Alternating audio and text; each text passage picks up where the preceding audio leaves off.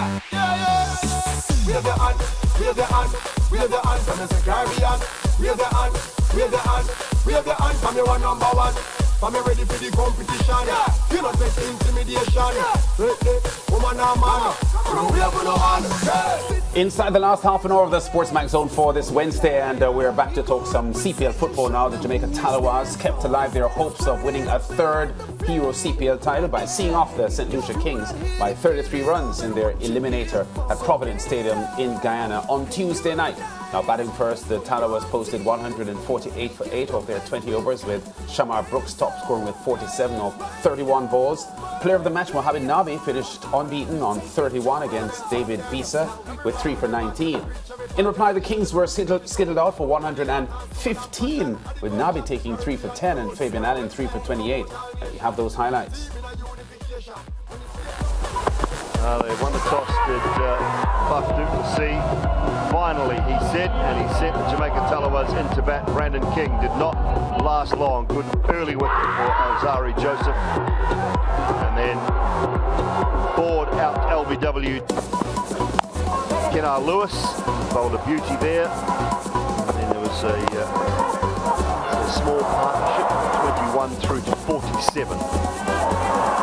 Between Shamar Brooks, a couple of nice boundaries. That was the wicket of Rodman Powell, LBW, to Javor Royal, Ramon Reefer to the crease. This was the best partnership of the innings, Danny. Yeah, loved watching Reefer and Brooks together. Some lovely clean striking. Reefer all around the clock, and Brooks, once he got settled, made some great shots. Great depth going through there. Oh, yes. Down the throat. There you go. Alzari Joseph. And it was that man Visa. And again, Fabian Allen. Isn't it a great time of Fabian Allen in the 10th edition? And this was crucial. That man Visa can't keep him out of the game. I picked up the catch off the bowling of Alzari Joseph there. At that stage, Joseph's figures were really good. Ahmad Wazim didn't last long. He hit one nice 6 in that over before being caught by Buff Duplessis and it off. Chris Green hit one straight to Mark Dale down at long on. And then Mohamed Nabi striking at 200 exactly, 31 off 15, no 4s and 4 6s. Managed to get the Tallawahs innings finished off nicely. That one went to the moon and back. Highlights of the run chase with Faf Duplessis. Johnson Charles, Faf was down the pitch early in that first over, but Charles could not keep out. A wonderful delivery from Ahmed.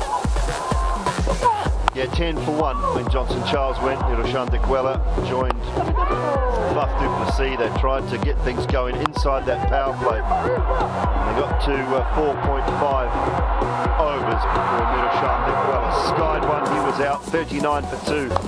That made it. Buff Duplessis was playing a bit of a lone hand here. Roston Chase had joined him. 6 over mid-wicket, and then Chase just chipped one straight to Nabi. I say straight to, but it was a really good catch. Probably the Republic classic catch of the night, you would say. Adam Hose over the crease, but lucky there. Fuck was not so lucky on that occasion. That was 61 for 4 in the 8th over, and the Tallawahs believed, even though it was the odd moment in the field. Playing an ugly shot in a between time. There was that stumping field use of Matthew Ford. Then Visa, who's been so good all tournament with bat and ball. Fabian Allen was doing his Imran Khan here impression. Adam Hose with a swing and a miss. Nabi with another one. Compliment his very good night. And his third one came with a comfortable catch in the deep. Javor Royal was dismissed. That was 3 for Nabi. Flurry from Alzari Joseph with a few boundaries. And that one a big 6 over. Fine leg. Gesrick Williams nicked the last ball of the 18th over behind. Left Alzari Joseph not out on 28. And it now leaves the Jamaica Tallawahs to face the Guyana Amazon Warriors tomorrow night. Yeah, not sure how much the bowling coach Curtly Ambrose would have influenced the very, very efficient spin bowling of Nabi and Fabian Allen to get the Tallawahs over the line there. But even before that, George, the last Tallawahs over, when they batted, 19 runs, Nabi 3 sixes included, that sort of propped up the Tallawahs and gave them hope. Yeah, it was an awful start. Fabian, Rovman and Brandon King, the three of them together made 14 runs. That wasn't enough, and that wasn't going to get the Tallawahs to where they needed to go. But Fabian came back and redeemed himself with the ball, and Nabi, what an outstanding all-round effort. 30-odd, unbeaten, that strike rate of 200 as the commentators noted, and then those 3 wickets for 10 runs. Brilliant. And then the fielding, the outfielding of the Tallawahs was pretty good, of a pretty high standard, so that just helped to finish it off. A tough look on the St. Lucia Kings. We did say yesterday that the Tallawahs had the ammunition to take them down, and although the batsmen for them didn't click, all of them, they got enough on the board to give themselves a fighting chance, and then they finished the job. Very well done. Yeah, I think the pitch that they're going to play on in the second qualifier tonight is different from the one that they used last night. I say that to say, though, that no matter what pitch you're playing on in Guyana, spin bowling is usually very, very effective in the Guyanese conditions. And judging what Fabian Allen and Nabi produced on Tuesday night, the Tallawahs will go into this match very confident, even though in the Guyana Amazon Warriors, in front there, what we expect to be a vociferous home crowd, it will be a tall order. I think tonight's match will be smashing.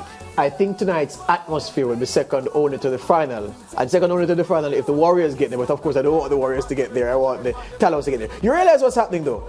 I have abandoned the Warriors for the first time in about 5 seasons. And the Warriors are playing so well and likely to, well, they have a chance of getting to the final and winning the whole thing. Yeah. But I'm not sorry. Yes. I have no regrets. Yes. I'm still working with Tallawahs. Yeah. But you didn't abandon them, George, because they weren't playing well. You abandoned them because they just couldn't get over the line. Yeah, because and there's still time for that to happen. I felt like I was the bad omen. So 5 CPL final defeats? Yeah. Come on. Yeah, They need a change of luck, man. Well, if the luck changes for them, well, it means that your team will. No, I don't want luck to change. Not this year. Not this year. So make up your mind. Not George. this year. Not this year. The Tallawahs will now battle the Amazon Warriors in Qualifier 2 in about 22 minutes from now. This match, of course, being played at Providence. The winners will face the Royals in Friday's final. And let's hear now from both camps ahead of the match. Why is that? Mainly because of the drew here, to be honest. I think it's a little bit difficult coming down to the end to grip the ball. And I'm just trying, and it's a fresh wicket as well, so I'm just trying to get the guys to see what the wicket is doing, and then hopefully our spinners get a drier ball to do some damage as well. I think runs on the board is a big factor. You know, if we had won the toss today, we would have batted first anyways.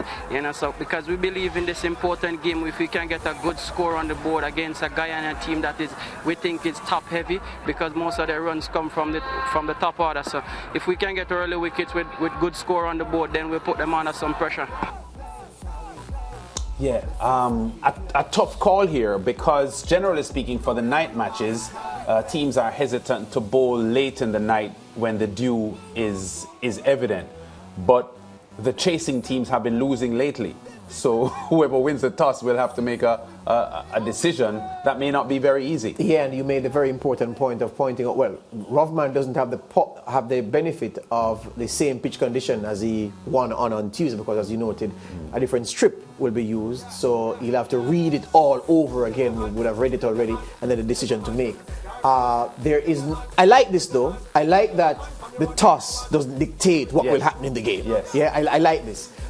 It is going to be crucial though. You heard Rovman say that he's assessed the Warriors to be a top-heavy team, with most of their runs coming from the top order. It could be that the top order flops, but the middle and the lower order produce the kind of sting in the tail that gives them a big target to defend the Warriors. I'm just looking forward to a good cricket match. I really want the Tallawahs to win. If the Warriors do, my heart won't be broken, but I really want Rovman and Fabian and company to go all the way this year. Yeah, you said sting in the tail. Of course, the other Jamaican franchise that plays red ball cricket, they're called the Scorpions, yes, aren't sir. they? The sting in the tail. Scorpions. Let's see what happens tonight.